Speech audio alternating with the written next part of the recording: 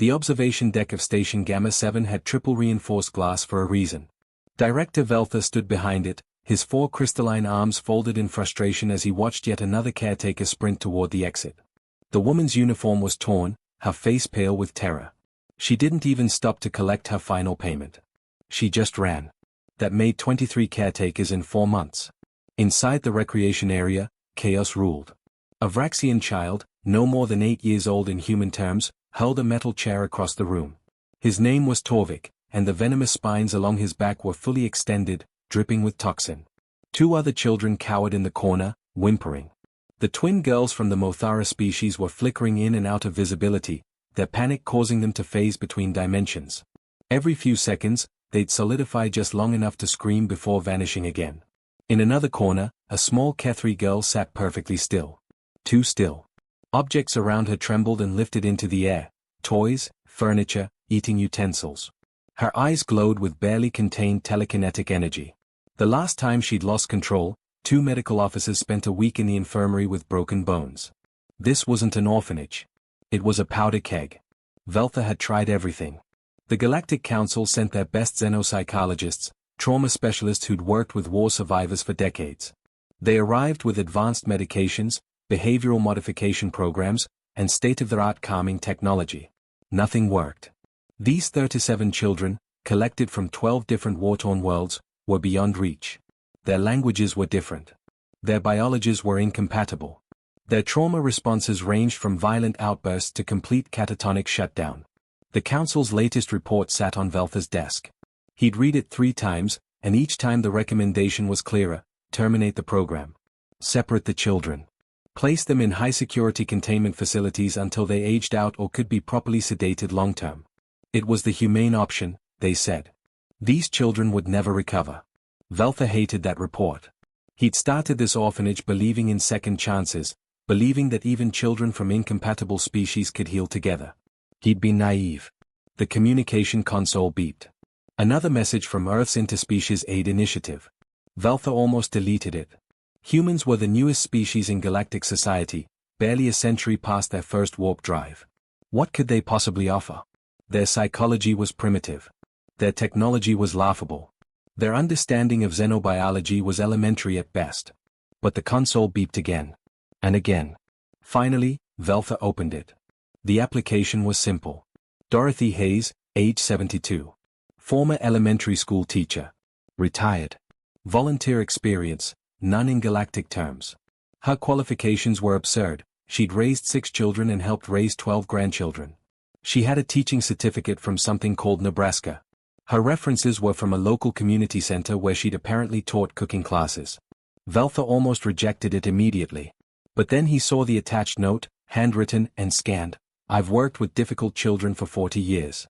I don't care what planet they are from. Kids are kids, and they all need the same things. Let me try. The arrogance of it was almost offensive. Kids are kids? Did this human have any idea what she was volunteering for?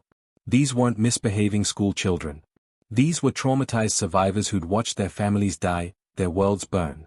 Some had been child soldiers. Others had been experiment subjects. One had eaten his own sibling to survive starvation. But Veltha was out of options. The termination order would arrive in 2 weeks. He approved the application. Dorothy Hayes arrived on the next transport. Veltha met her at the docking bay, ready to give her the standard orientation, the safety protocols, the emergency procedures. She stepped off the ship wearing comfortable shoes, loose clothing, and carrying a battered brown suitcase. Behind her, a loading drone carried something she called a crockpot, some kind of ancient Earth cooking device. She was small, perhaps 5 feet tall, with gray hair pulled back in a practical bun. Her face was lined with wrinkles, her hands spotted with age. She looked like she should be sitting in a garden somewhere, not walking into the most dangerous childcare facility in 3 sectors. Mrs. Hayes, Veltha began, I must inform you of the risks. Dorothy, please, she interrupted with a smile. And I read the files. These children have been through hell. They're scared, angry, and nobody's been able to help them. I get it. With respect, I don't think you understand the severity. Have you ever taught 3rd grade after lunch on a Friday? Dorothy asked. Or handled 12 grandchildren at Thanksgiving when the turkey's burning and everyone's arguing about politics? Chaos is chaos, Director. I've seen plenty. Veltha's translators struggled with some of her terminology, but he understood the confidence. Misplaced confidence, he thought. She'd last a day, maybe two. At least he could tell the council he'd tried everything, even the humans' naive approach. He led her to the staff quarters. The other caretakers, the few who remained, watched Dorothy with a mixture of pity and curiosity. One of them, a veteran crystalline nurse, pulled Veltha aside. She won't survive the first shift, the nurse whispered. Torvik nearly killed the last one. Veltha nodded. He'd already prepared the medical team. When Dorothy inevitably got hurt, they'd transport her back to Earth with an apology and a generous compensation package for her trouble. But as he watched the elderly human unpack her simple belongings, humming some Earth melody he didn't recognize, he felt something unexpected. Hope. Foolish, irrational hope that maybe, just maybe, there was something the galaxy's experts had missed. Something simple that this grandmother understood that they didn't. The observation deck's alarm blinked. Another incident in the recreation area. Torvik was attacking again. Veltha sighed and reached for the sedation authorization. I'll handle it, Dorothy said, walking past him toward the chaos. She didn't even take a panic button. Dorothy's first morning started with screaming. She'd barely stepped into the recreation area when a metal tray flew past her head, missing by inches. The Kethri girl was having another episode, objects swirling around her like a tornado. The Mothara twins flickered in and out of existence, their panic making them phase uncontrollably. Torvik paced near the far wall, spines extended, growling at anyone who came close. The remaining staff watched from behind the safety glass, waiting for Dorothy to run like all the others. Instead, she walked to the center of the room, pulled out a folding chair from her bag, sat down, and started knitting. The clicking of her needles cut through the chaos. Torvik stopped pacing. The Kethri girl's objects wobbled mid-air. Even the twins solidified for a moment, confused. What was this strange old human doing? Dorothy didn't look up. She just kept knitting, humming softly. After a few minutes, she spoke in a calm, conversational tone. I'm making sweaters. The station gets cold at night, and I noticed none of you have proper warm clothes. She glanced at Torvik. You'll need an extra large with spine holes. Don't worry, I measured from your file photos. Torvik's spine slowly retracted. Not all the way, but enough. He tilted his head, studying this bizarre creature who wasn't afraid of him. You can throw things if you need to, Dorothy continued, still knitting. But eventually you'll run out of things to throw, and you'll still feel angry. I'll be here when you're ready to talk about why. Nobody attacked her. The staff behind the glass couldn't believe it. Director Veltha watched in stunned silence as the children gradually calmed, not because of sedatives or restraints, but because someone was simply sitting with them. Present. Unafraid. By the afternoon, Dorothy had moved to the staff break room. She'd commandeered it completely, and nobody dared object. She unplugged the beverage dispenser, cleared the counters, and set up her crockpot. Within an hour, smells began drifting through the ventilation system. Warm, rich, unfamiliar smells that made the children lift their heads. Fresh bread baking. Something sweet with chocolate. A stew with spices that reminded Torvik of home, though he couldn't explain how. Dorothy had spent the previous week doing homework. She'd studied every species' dietary requirements, their nutritional needs, their cultural food preferences. She'd requested ingredients from the station supplies that had never been used before. The quartermaster thought she was insane, ordering earth vegetables alongside Vraxian protein paste and Kethri mineral supplements. The Mothara twins appeared first at the break room doorway. Their names were Lila and Luna, and they hadn't eaten properly in weeks. The medications made them nauseous, and the standard nutrition cubes tasted like plastic. But the smell of chocolate chip cookies was irresistible. Dorothy didn't turn around. Cookies are cooling on the rack. Take 2 each. They're safe for your biology. I added the calcium compounds your species needs. The twins flickered nervously, then solidified long enough to grab cookies. They expected her to yell, to set rules, to demand something in return. Instead, Dorothy just kept stirring her stew. There's milk in the cooler if you want it, she added. Real milk, not that synthetic stuff. By dinner, 6 more children had ventured to the doorway. Dorothy had made 4 different dishes, each accommodating different biologies. She served them family style, on actual plates, with real utensils. No more nutrition cubes. No more eating alone in cells. Sit wherever you like, she said. Only rule is we eat together. No throwing food, no fighting at the table. You want to fight, do it before or after, but dinner is peaceful. It was the first meal most of them had eaten without restraints in months. Torvik sat furthest away, still suspicious. But his nostrils flared at the smell of the spiced meat dish Dorothy had prepared. She'd researched Vraxian cuisine, learned their traditional spice blends, replicated it as best she could with station supplies. She slid a plate toward him across the floor. Far enough to be respectful, close enough to reach. Vraxian style, she said simply. Probably not as good as your mother made, but I tried. Torvik's hand trembled. Nobody had mentioned his mother in months. The counselor said it was better not to discuss families, too triggering, too traumatic. But Dorothy said it naturally, acknowledging what he'd lost without fear. He tasted the food. It wasn't exactly right, but it was close. Close enough that tears welled in his eyes. Over the following days, Dorothy established what she called kitchen hours. 2 hours in the morning, 2 in the afternoon, and dinner prep with anyone who wanted to help. She taught them to cook, to measure, to follow recipes. But really, she was teaching them something else. Control. Focus. Accomplishment. The Kethri girl, whose file name was an unpronounceable series of clicks, asked to be called Melody. She discovered she could use her telekinesis to measure ingredients with perfect precision. Dorothy praised her every time. Best sous chef I've ever had, she'd say, and Melody would glow with pride. The twins learned that kneading bread dough gave them something to focus on. When they concentrated on the rhythm, push, fold, they stopped phasing uncontrollably. Dorothy made them responsible for all the bread.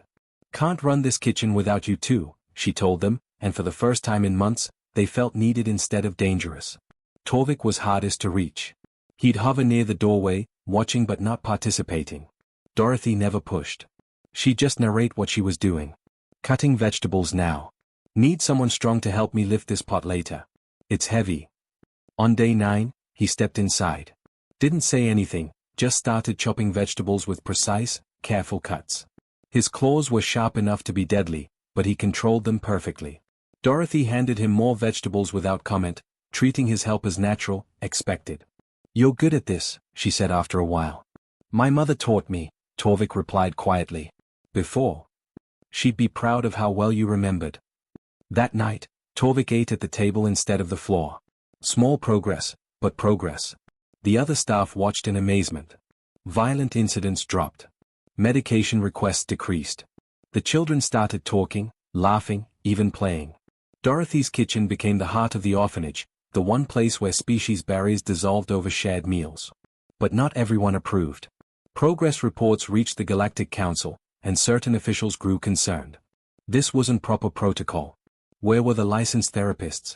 Where was the medication schedule? Where were the documented behavioral modification techniques? An inspector was assigned. Dorothy received the notification while making soup. Figures, she muttered, adding more salt. Every time something works, bureaucrats show up to complicate it. Lila, now comfortable enough to joke, flickered in and out playfully.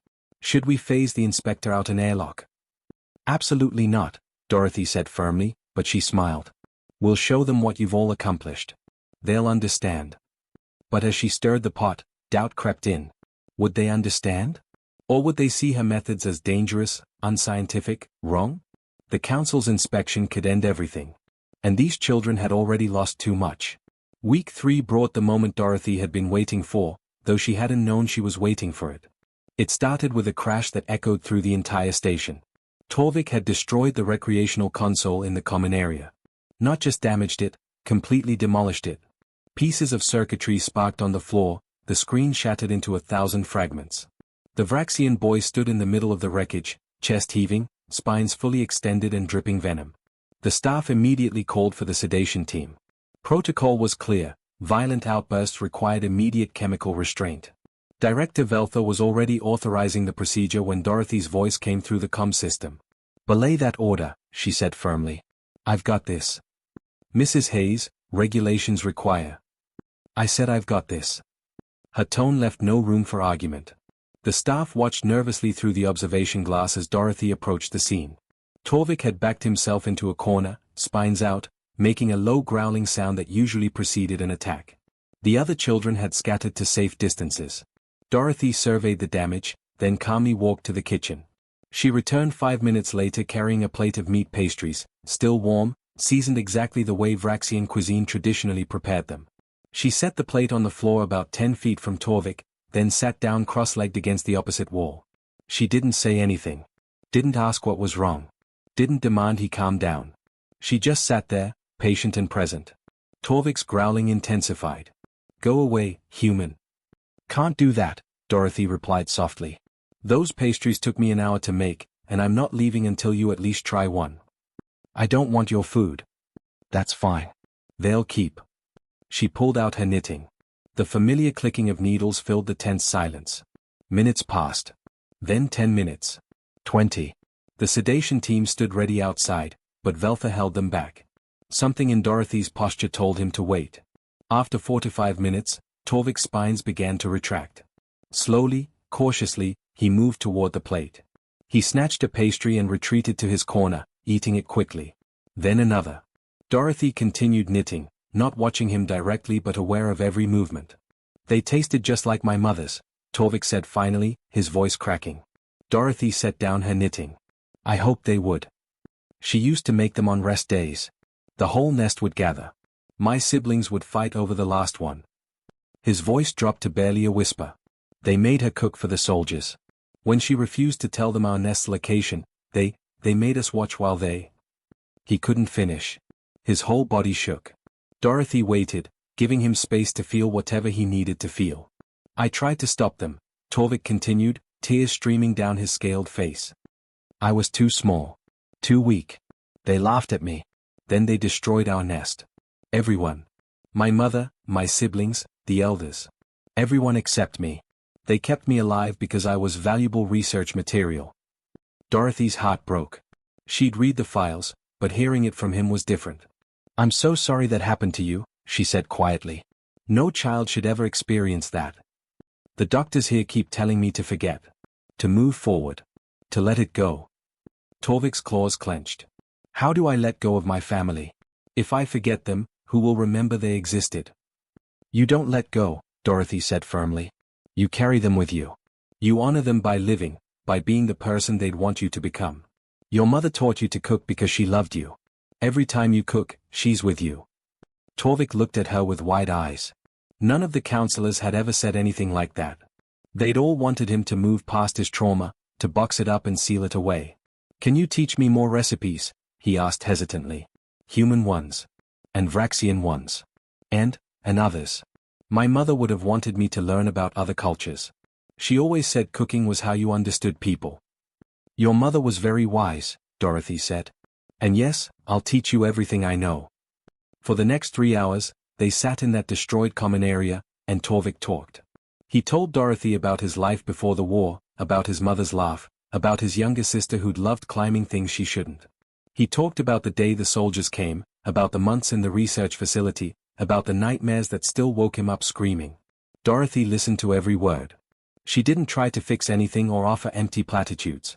She just gave him the gift of being heard.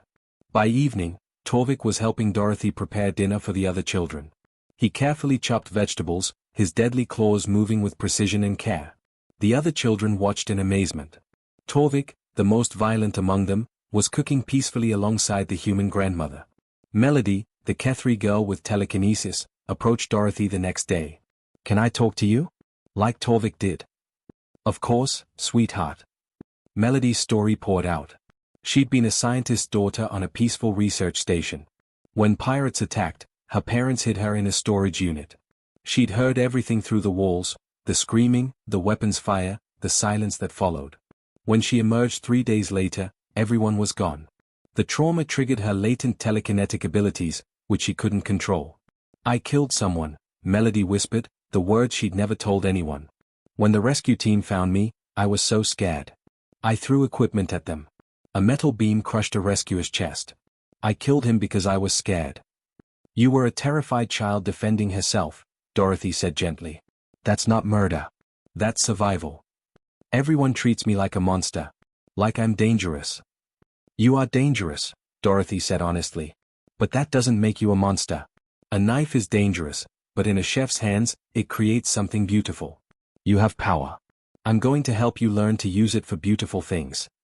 From that day forward, Melody became Dorothy's constant kitchen companion. She learned to use her telekinesis with precision, measuring ingredients, stirring pots, arranging plates. Her control improved dramatically. The violent outbursts stopped because she finally had an outlet, a purpose. The twins, Lila and Luna, opened up about their trauma too. They'd been separated from their hive during an evacuation. Mothara species were deeply communal. Being isolated was psychologically devastating. They'd learned to phase between dimensions as a defense mechanism, but couldn't control it. Dorothy made them responsible for the bread making. Bread needs patience and rhythm, she explained. Push, fold, push, fold. Focus on the pattern. Let everything else fade away. The repetitive motion gave them something to anchor to. When they felt panic rising, they'd knead dough until the feeling passed. Slowly, they regained control over their phasing. Word spread through the orphanage. The children who'd been labeled unreachable, dangerous, hopeless were talking, healing, functioning. They gathered in Dorothy's kitchen every day, cooking together, eating together, becoming something nobody thought possible, a family. Director Veltha watched the transformation with awe. Violent incidents had dropped by 70%. Medication usage was down by half. The children were sleeping better, eating better, interacting positively with each other. But the reports reaching the Galactic Council painted a different picture. Unqualified human. No proper credentials. Ignoring established protocols. Allowing dangerous children access to weapons, knives, heat sources, potential projectiles. The inspection order came through marked urgent priority. Inspector Barrack would arrive in 3 days to evaluate the program and determine if Dorothy's methods were acceptable. When Dorothy read the notification, she set down her wooden spoon and sighed. Torvik, now comfortable enough to read her moods, asked, "What's wrong, Grandma?" She smiled at the nickname. When had they all started calling her that? Nothing we can't handle together. But privately, she worried. These children had finally found stability, safety, hope. What would happen if the council shut everything down? She couldn't let that happen. She wouldn't. Inspector Barrack arrived on Station Gamma 7 with 3 assistants and an attitude that filled the entire docking bay. He was a Zenthari, a species known for their rigid adherence to rules and their belief that emotion was a weakness to be controlled, not indulged. His silver exoskeleton gleamed under the station lights, and his 4 eyes scanned everything with clinical disapproval. Director Veltha met him personally, already sweating despite his crystalline body's inability to actually sweat. "Inspector, welcome. I should explain that our recent improvements." "I've read the reports," Barrack interrupted, his voice like metal scraping metal. "Unqualified volunteer. No licensed therapeutic staff present during interventions. Children given access to potential weapons. Emotional validation used instead of proper behavioral modification techniques." He pulled up a data pad. "Frankly, Director, I'm shocked you allowed this to continue. But the results? Results obtained through unapproved methods are meaningless. Procedure exists for a reason. We cannot simply allow anyone to experiment on traumatized children because they claim to have good intentions." Dorothy was in the kitchen when she heard the inspector had arrived. She was teaching Torvik how to make a Terran dish called lasagna, showing him how to layer the ingredients carefully. Melody was using her telekinesis to grate cheese with perfect precision. The twins were preparing garlic bread, their hands steady and their phasing completely under control. "Grandma, is the inspector really going to shut us down?" Luna asked, her voice trembling. "Not if I can help it," Dorothy said firmly, though her own hands shook slightly as she chopped vegetables. "We'll show him what you've all accomplished. He'll understand." But she wasn't sure she believed it herself. The inspection began immediately. Barrack insisted on observing the children in their natural state, which meant without Dorothy's influence. His team began separating the children, herding them toward individual evaluation chambers. "Standard protocol," he explained. Each child needed psychological assessment in isolation to get accurate baseline readings. The children panicked instantly. Torvik's spine shot out as 2 orderlies tried to guide him away from the group. "No. We stay together. That's the rule." "There are no rules except official protocol," Barrack said coldly. "You will comply with evaluation procedures." Melody's eyes began to glow. Objects around the room started to tremble. "You can't separate us. We're a family." "You are patients in a facility," Barrack corrected. "This emotional dependence is precisely the problem with unstructured therapeutic approaches." The twins started phasing uncontrollably, flickering in and out of visibility as their panic rose. Other children who'd been calm for weeks began reverting to old behaviors. One small Draknari child started screaming, a high-pitched wail that hurt everyone's ears. Another curled into a ball, rocking back and forth. Barak seemed satisfied. You see? The appearance of progress was merely suppression of symptoms. The underlying pathology remains. This human's approach has solved nothing. He turned to his assistants. Prepare sedation protocols for immediate. The lights flickered. Melody's telekinesis was spiraling out of control. Equipment lifted off tables, spinning in the air. The twins phased partially into a wall and got stuck, screaming in terror. Torvik charged toward the orderlies, spines dripping venom, making sounds he hadn't made in weeks, the sounds of a feral, terrified animal. Security, now! Barak commanded, backing away. Authorization for heavy sedation on all subjects. That's when Dorothy walked into the chaos. She didn't run. She didn't shout. She simply walked to the center of the room, stood in the middle of the flying objects and the screaming children, and began to sing. It was an old earth lullaby, one her own grandmother had sung to her when she was small and frightened. The words were simple, the melody gentle. Her voice was weathered and imperfect, cracking slightly on the high notes. But it cut through everything. Torvik stopped mid-charge. Melody's eyes flickered, and the floating objects wobbled. The twins solidified, still stuck in the wall but no longer panicking. One by one, every child in that room stopped and turned toward Dorothy's voice. She kept singing, opening her arms. The children moved toward her like iron to a magnet. Torvik reached her first, pressing against her side, spines retracting. Melody came next, tears streaming down her face. The twins phased out of the wall and wrapped themselves around Dorothy's legs. Within moments, she was surrounded by 37 children, all of them clinging to her, all of them calming. Dorothy finished the song and looked directly at Inspector Barak. You were saying? Barak's 4 eyes blinked in sequence, a sign of deep confusion in his species.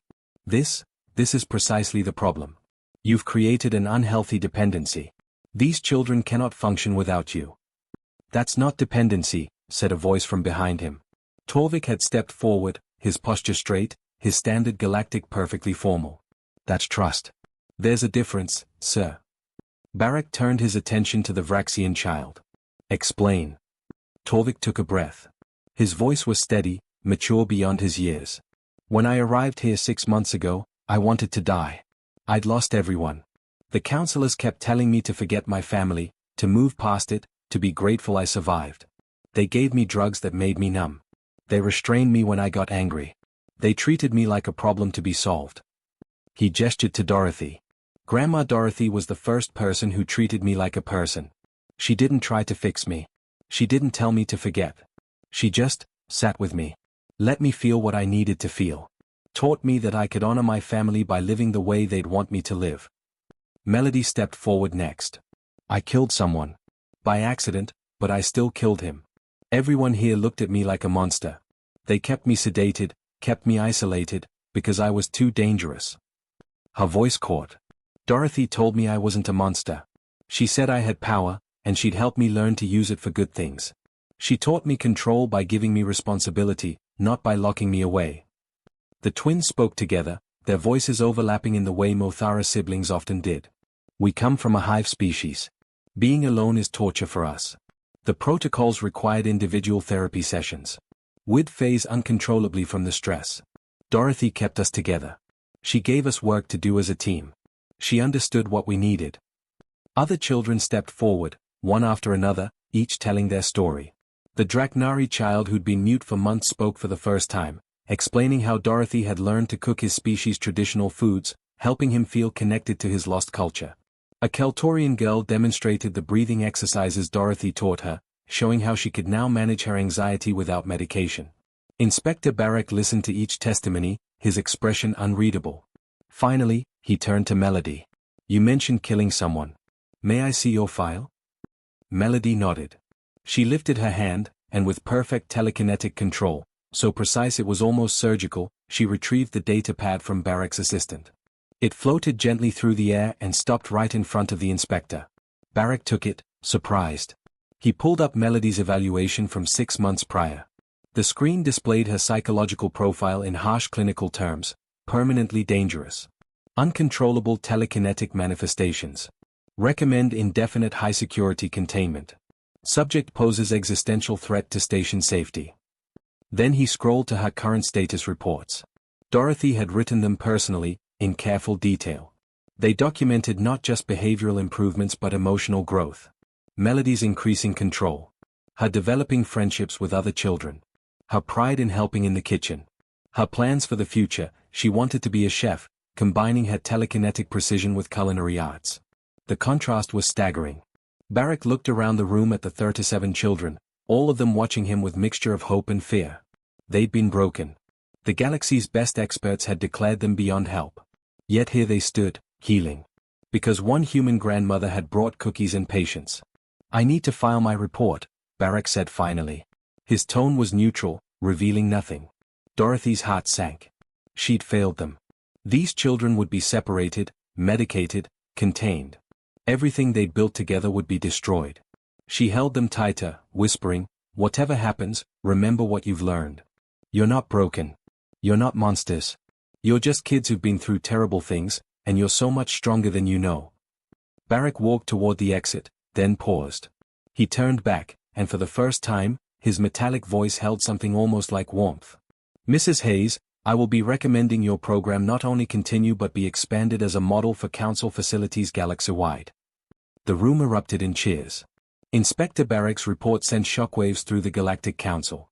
For 3 days, officials debated in closed chambers while Dorothy continued her work on Station Gamma 7, uncertain of what the future held. The children sensed her worry. Torvik stayed close, helping her cook elaborate meals as if feeding everyone properly might somehow influence distant bureaucrats. Melody organized the younger children into cleaning crews, keeping everyone busy and focused. On the 4th day, the official response arrived. Director Veltha called Dorothy to his office, his crystalline face unreadable. She walked there slowly, preparing herself for disappointment. The children watched from the recreation area, holding hands, supporting each other the way she taught them. Veltha handed her a data pad without speaking. Dorothy's hands trembled as she read. The council hadn't just approved her program. They'd mandated it be studied, documented, and replicated across every orphanage and trauma facility in council space. They were calling it the Hayes Protocol. And they wanted human volunteers, teachers, parents, grandparents, anyone with experience raising children, to serve as consultants throughout the galaxy. "They want to bottle what you do," Veltha said quietly. "Turn it into training programs and therapeutic guidelines." Dorothy laughed, the sound caught between relief and disbelief. "You can't bottle this. It's not a technique. It's just being present. Paying attention. Caring enough to try. That's what makes it revolutionary," Veltha replied. "Most species in the galaxy have optimized efficiency over emotion. We've created systems that process trauma like it's data to be cleaned. You treated it like what it actually is, pain that needs to be witnessed, not erased." The news spread through the station within minutes. The children's celebration was chaotic and joyful. The twins phased in and out rapidly, but this time from excitement rather than fear. Torvik actually smiled, his sharp teeth glinting. Melody lifted everyone's dinner plates at once, creating a floating parade through the common area while Dorothy laughed and told her to be careful. That night, Dorothy made a feast. Not just any meal, but a carefully planned celebration incorporating traditional dishes from every species represented in the orphanage. Vraxian spiced meat. Kethri mineral cakes. Mothara honey bread. Draknari roasted vegetables. Human chocolate cake for dessert. 12 different cultures on one table, prepared with love and served family style. As they ate, Dorothy looked around at the faces surrounding her. These weren't the same broken children who'd arrived months ago. Torvik had gained weight, his scales shinier and healthier. Melody's eyes no longer glowed with barely contained power, she'd learned to channel it purposefully. The twins sat solidly in their chairs, not flickering once throughout the meal. Even the smallest children, the ones who'd been catatonic or violently reactive, were talking and laughing. "Grandma," Torvik said during dessert, "what happens now? Will you stay with us?" Dorothy hadn't thought that far ahead. She'd come for a short volunteer assignment, expecting to be sent home within weeks. But looking at these children, her children now, in every way that mattered, she couldn't imagine leaving. "As long as you'll have me," she said softly. The months that followed were transformative, not just for Station Gamma 7 but for how the galaxy approached trauma care. Human volunteers began arriving at facilities across council space, bringing with them casseroles and patience, picture books and board games, hugs and homemade cookies. They didn't come with degrees in xenopsychology or certifications in behavioral modification. They came with something simpler and more powerful, the understanding that healing happens in relationship, not in isolation. The results were undeniable. Orphanages that had been warehouses for damaged children became actual homes. Recovery rates soared. Medication usage plummeted. Children who'd been written off as hopeless began thriving, finding adoptive families, building futures. Scientists studied Dorothy's methods endlessly, trying to quantify what made them work. They documented her routines, her communication patterns, her conflict resolution strategies. They created training modules and best practice guidelines. But whenever they asked Dorothy to explain her approach, she'd just shrug.